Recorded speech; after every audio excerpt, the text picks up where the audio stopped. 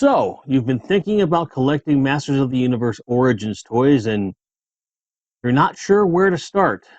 Well, you've come to the right place. Hey kid, yeah, you. Everyone thinks toys are fun, but this is a channel for adults. Yeah, I said it. If you're under the age of 18, go get your parents before you come in here. If you're under the age of 13, scram! Let's get on with the show. Hello friends, my name is Grindhead Jim and welcome back to Grind HQ. Today we're talking about Masters of the Universe Origins, and from here on out I'll be saying MOTU Origins. The reason I make that distinction right off the bat is to be clear, we're not talking about any other version of Masters of the Universe toys in any way, shape, or form for the purposes of this video. This is not a review or a comparison of these toys beyond a passing reference to the original vintage line. Also, the first time I heard the term MOTU, M-O-T-U, for Masters of the Universe, I had no idea what anyone was talking about. It took me a while to figure it out. So I wanted to give you a pass if you didn't know that you could pronounce that acronym. It's been coming up on 4 months since I started considering the idea of collecting toys. And a big push for that was Marvel Legends and the MOTU Origins line.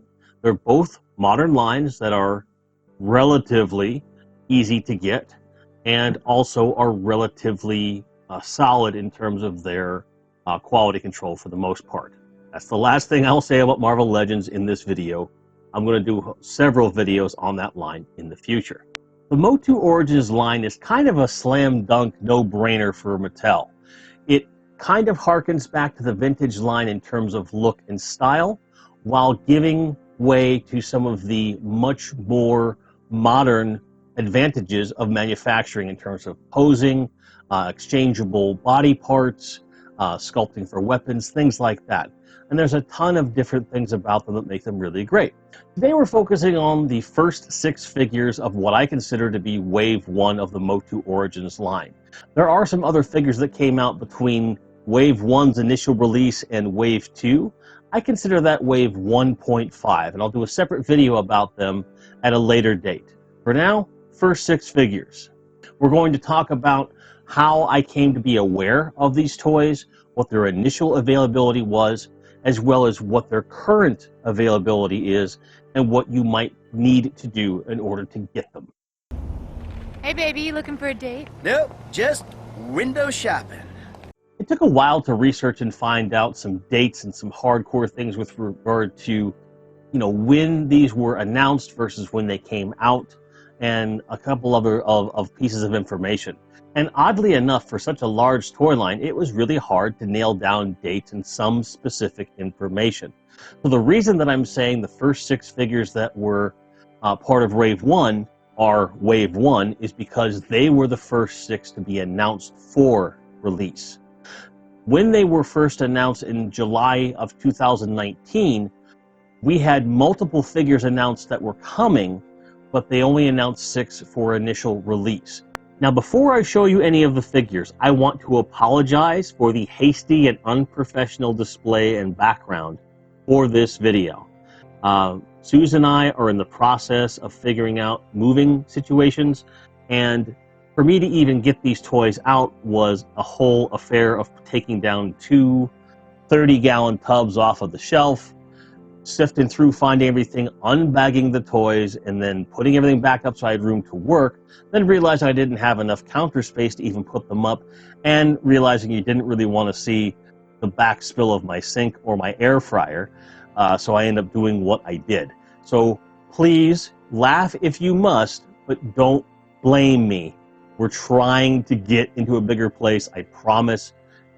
Cross your fingers. By the time you see this, we'll probably know one way or the other on the apartment we want the most. But in any case, hopefully this will be one of the last videos in this small space and you'll stop hearing me complain about this. Anyway, on with the show. Those 6 are Skeletor, He-Man, Man-at-Arms, Beastman, Teela, and Evil Lynn in her original yellow skin. Based on a blog post over at hemanworld.com dated July 19th, 2019, is where I'm getting the dates here. I've seen corroboration with regard to release dates in other places, and there's differing combinations of figures that are considered Wave 1, because this is the only article I could find that was a definitive announcement, and it has been echoed with other websites as well. I am confident when I say that these 6 figures were the first 6 to come out.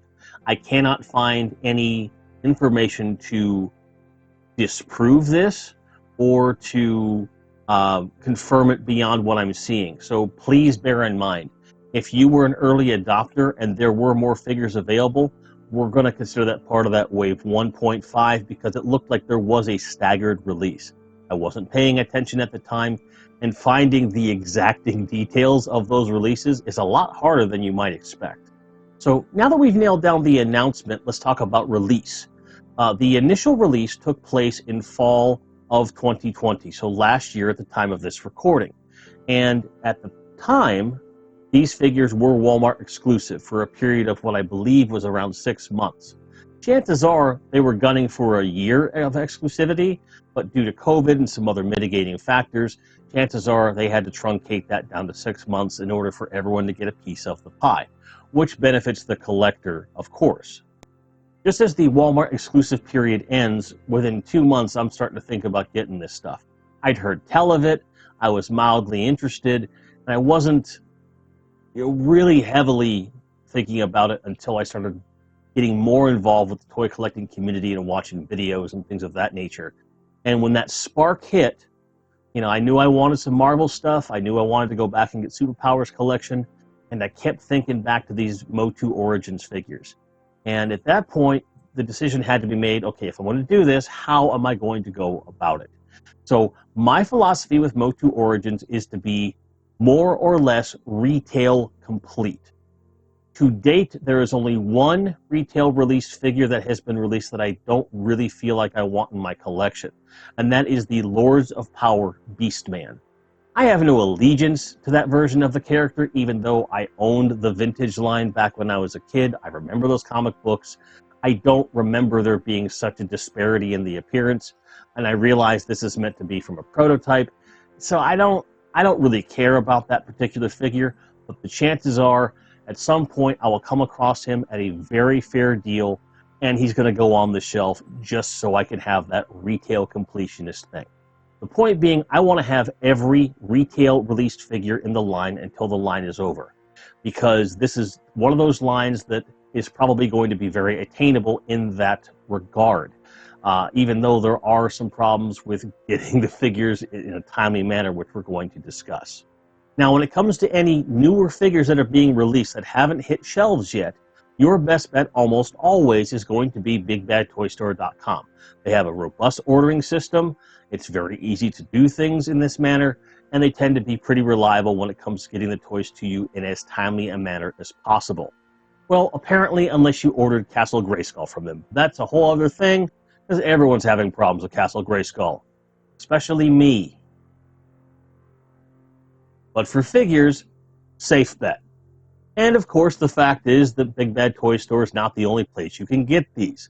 You can get them at Walmart, Target, Amazon, eBay, just about anywhere toys are sold, which is a good thing overall. But as the line has progressed, there have been a few exclusive items, mainly to Target, that have really eluded collectors as we move along. And thankfully, none of those were in Wave 1, but as we've stated, they were exclusive to Walmart for at least 6 months. Kind of crazy when you think about it. Essentially, Walmart wanted to corner the collector and children's market for the holiday of that year to make some money. And I don't know how much money Mattel made off of that kind of a promise. It should never have happened in the first place. There's no reason you can't put these toys on shelves to meet demand in every major retailer. You did it once, you can do it again, Mattel. Stop with the exclusives. Now, onto the figures themselves. Let's talk He-Man. What you're seeing here is the original sculpt that was released with the Wave 1 figure.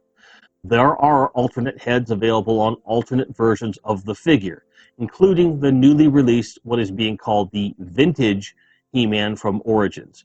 It's the same alternate head that you got with the Battle Armor He-Man, as well as a solid sword instead of this annoying half sword that came with both He-Man and Skeletor the first time around.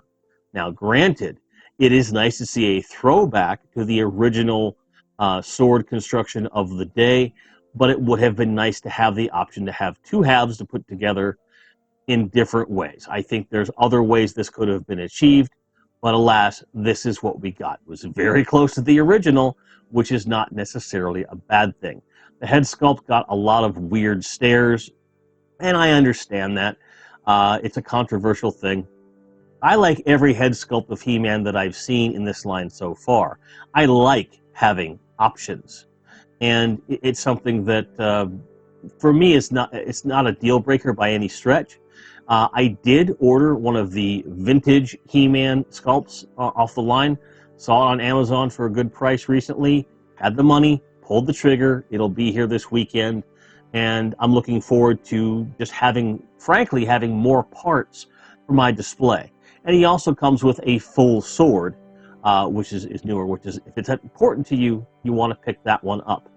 Granted, you have to be careful if you're buying He-Man online as to which one you are going to get. So you want to remember that when you're collecting these, because there's multiple versions, and although there are different SKUs, different UPC codes, sometimes people get confused when they're selling, or they're just outright lying about what they have. And unless you can see exactly what you're getting, there is a risk factor involved. So although you can get these figures at retail, and you can get them at retail prices online, just be careful. There is an Amazon listing that, based on reviews, is sending out the proper version of He-Man. And I'll be sure to check back in with you guys to make sure that the vintage sculpt did arrive as intended. So yes, there are already 4 versions of He-Man on the market. Okay, we have the original from Wave 1, the vintage sculpt that came out recently, and 2 different versions of Battle Armor He-Man, which we'll be going through as we go through the waves. But if you get some combinations of those, you're going to have all the heads and weapons and everything that you might want. So depending upon what your needs are, just pay attention to what's available. With Skeletor, it's a little bit different. So the original version of Skeletor that came out has kind of a slack jaw effect on his face. He looks kind of mad, which I kind of dig. So the pose you see him in here, he's very like, He-Man! I love it, to be honest with you. And the Keldor Kronos 2-pack that came out has some great body swapping options, and probably the best head sculpt for that character we'll ever get in the Origins line, which makes a more superb Skeletor for my taste, which I will show you when we go through up to Wave 2. But for this Skeletor was a really great first entry. There's also a vintage version of him that has more of that slight smile sculpt. It's the same head sculpt that is an alternate head in the Battle Armor Skeletor as well. So again, depending upon what it is you want to have, instead of buying 2 of the same singular card figures, it may be a better idea to get singular card Skeletor in the Wave 1 version with the and then to get the Battle Armor one, which has the alternate heads that you might want. For me, because 1, retail completionist, right? Number 1. And 2, I like the idea of having more than one of each head, just in case I want to have like set up a fake mirror or something and have Skeletor like, you're beautiful and stuff. I don't know. I just really like the idea of having both versions. And again, these vintage ones come with that solid sword. So having more of those swords, for me, is only a good thing, especially when you can get them at retail price. So for me, no brainer. What I have noticed is that in the case of both He-Man and Skeletor, the accessories generally fit in their hands just fine. They pose really well. They're great figures overall, and I do recommend them. So whether you're looking to start collecting the entire line, or you're looking just to get just a He-Man and a Skeletor, I can say that without hesitation, go for it. Absolutely go for it. We still have 4 more figures to go. So let's talk about the ladies. Teela, as depicted here without her snake armor. If you want to see her in the snake armor, there's billions of pictures online. I have always been partial to Teela without the snake armor, but holding the staff. And it's a great sculpt. She looks great. And just like with all the other female in the line, Evelyn, there's a bit more knee material that needs to be there. They have since revised this. I saw this in my flesh tone Evelyn that came out, and I believe they're re-releasing Teela and Evelyn, the originals, in that style. And yes, I will probably be getting those if indeed that is the case. If I can find them reliably and ensure that I'm getting the right sculpt, I'm going to get them because, hello, retail complete, right? But Teela looks great. She poses well, holds her staff quite well, and she has a shield, which is really great. It's a great figure overall. Love her to death. And it's the first Teela I've ever had in my collection. Evelyn, a lot of the same things to say. Really powerful sculpt, great looking figure, holds her staff very well, and certainly the first time I've had an Evelyn in my collection as well. I didn't have the females for some reason. I don't know if I was like against that as a kid, or if we just couldn't find them, or I honestly don't remember. But I'm glad to have them now. They're great figures. By all means, go get them. They're relatively easy to find at retail prices for the most part, as long as you are patient. So we're going to come back around to that as we wrap up here. So our next 2 figures and the last 2 figures are Man-at-Arms and Beast-Man. So let's talk Man-at-Arms first. Man-at-Arms has the Duncan mustache from the cartoon series, which is a very welcome addition. It's the way that I would say the majority of people my age remember that character. And so to have that included in the toy line is really a great idea. His armor is a bit more flexible than I remember it being, which helps with all the posing and everything. Holds his mace really, really well. And, ultimately, I don't have a bad thing to say about that figure at all. I really do enjoy him. And I'm looking forward to having more ways to display these figures. Now, as I began collecting these almost a full year after they came out, some figures were harder to find than others. Oddly enough, Beast-Man was the one that I had the biggest problem finding at the time that I decided to buy. And I just happen to have him right here. He looks great. He poses great. A lot of good paint deco. I remember that whip as a kid. He was one of my favorite characters as a kid.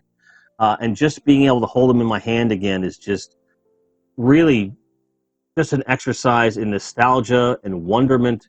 I loved this character. I loved playing with him. And,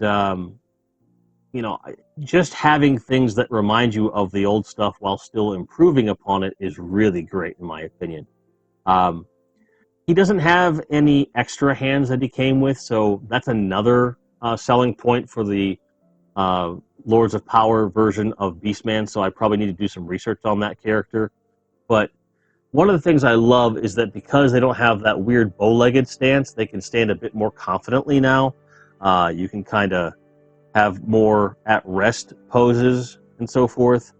And I really enjoy the rotating ankles, so you can kind of get some interesting stances out of them.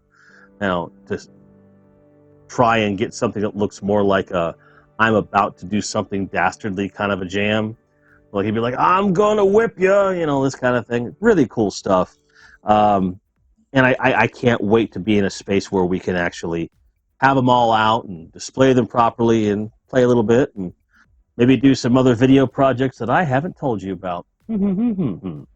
So again, I wanted to give you some brief thoughts on the figures themselves just to kind of encourage you that if you're on the fence from somebody who was a skeptic for a while and finally came into it and just started buying up figures like crazy, I don't regret it for a second, in as much as the quality of the figures matches the, for the most part, the retail price that I paid, as well as some of the hassle in finding them. Now, I want to talk to you about what I've experienced in terms of availability and where that collector's rush tends to come in. Okay? There are some figures in varying waves that have become harder and harder to find. And You have to bear in mind the original retail suggested price on these is $15 a piece. So for you to collect these figures, I want you to consider, in a market like this, what are you actually willing to pay? What is reasonable to pay? And realize that not every figure actually has rarity attached to them, although there are certainly some that are consistent.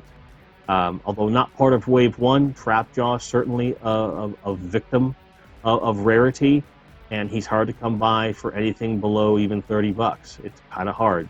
I end up having to pay closer to 40, but for the condition I got him in and the bundle deal that I got him in, which saved me, I didn't have to pay shipping, and the other characters were below what I'd seen them elsewhere, it evened out to where I was actually paying around 30 a piece for some relatively hard to find figures. Now, had I been patient, I might have been able to find even better deals on some of those figures and perhaps justified paying more for Trapjaw if that's what I wanted to do. But I was very much of a mindset that I needed to catch up as quickly as I could, because with the new waves coming, I didn't want to have to be worried about, oh, did I go back and get this kind of a thing. So depending upon how your mind works and the way that your collection is curated, you have to be honest with yourself about how you're buying these. My advice always is to go to your local stores first. Local stores first. That's your Targets, Walmarts, that kind of thing. Even try some secondhand stores. Sometimes they get overstock, as weird as that sounds. Worth just taking a look to see if they have anything, that sort of thing. Go to multiple Targets. Go to multiple Walmarts if you have them. Those are the two big guys. You want to see what you can find. There are likely to be other retailers that carry them. So if they carry toys, go there. Check it out. Also, mom and pop toy stores are always a good place to go. Markup tends to be relatively minimal in the good places. There are some figures that they're going to try and charge a top dollar for, so obviously always go for the retail price when you can. You'll find lots of He-Mans and Skeletors on the shelf most of the time. So if those are the two figures that mean the most to you, run out the door and go get them. You probably won't spend more than 30 bucks for the pair. And that's not a bad price at all for what they are.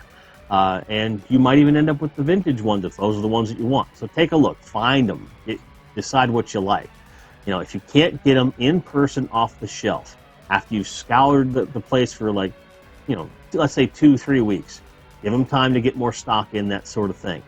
And if you've gotten everything you can off of retail, and while you're still continuing to look, that's when I would open the floodgates up and look online. Amazon is a actually pretty reliable resource for these figures, but you have to be willing to go into see all buying options, look at the different sellers to make sure you're finding the best deal. Oftentimes you'll see them listed as a third-party seller at a high price, when just waiting for you in the list is Amazon with having that figure in stock at retail price. Do not forget to do that. And that's not just for figures. It goes for vehicles and playsets like Castle Grayskull. Multiple times, Grayskull has gone on at retail price at Amazon with Prime shipping, at that $76 price point US, just in the last month.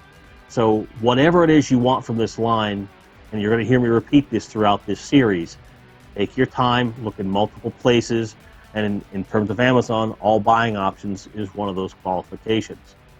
And when it comes to shopping online for these things, Target.com's a hit or miss. Walmart's a complete crapshoot. Their website's just very hard to navigate, and it's very similar to Amazon in terms of there being lots of third-party sellers and stuff like that. So I do recommend that you avoid those sites for the most part, except that they may be able to tell you if something is in stock somewhere. That's a good usage case for this sort of stuff. But Walmart tends to bundle figures together and say, He-Man figures, assortment, this and that. They're certainly doing that with Masters of the WWE Universe, which is a whole other topic. But if you have gone to the retail stores multiple times at multiple stores for a while, gotten what you can, you're missing specific figures, you go to Amazon, and you either can't find them in stock or you can't find them at the right price, it's not a horrible idea to go to eBay. If you look and you're patient and you wait, Between Amazon and eBay, you should be able to find the figures that you're missing from any wave, if you take your time. Do not be in a rush to get them just to get them. It is a slippery slope to go down. I had to stop myself several times to save some money, and in one instance, I overpaid by about $10 on a figure that I really shouldn't have, and I got lucky with the way that things worked out with my Battle Cat and Panther. Some of you know that story. It's on one of my old live streams. Check it out. But if it weren't for that, I would have a lot of buyer's remorse for what I paid for that figure. So know that even though they may be hard to find where you are, even though they've been out for, in some cases, close to a year, bear in mind, we're still young in this line. The product is out there, and there's multiple places that you can get them. If you're already a member of this community or another toy collecting content creator community, know that there's a lot of us out there looking for these things, and we like to help each other. So if there's someone that you've seen in a live chat that you're chummy with or you already message, if you're deciding to start collecting these things, talk with them. Talk with people you know, and start collaborating and networking and trying to find stuff for each other. That's the best way to move forward with this. But in any case, I hope that some of these tips have helped you think about how you approach buying these toys, whether you're just starting out or you're trying to find some figures that you're missing. If there's a question that you have about either a specific figure or anything related to collecting this line, please let me know below. I'm very passionate about the line. It's still new to me, but I'm having tons of fun with it. And again, can't wait to be able to display them properly and not just be in these daggum tubs. In summation, may all your grinds be merry. May all your card backs be unwrinkled. And I wish you the best possible day. Thanks for watching. Cheers.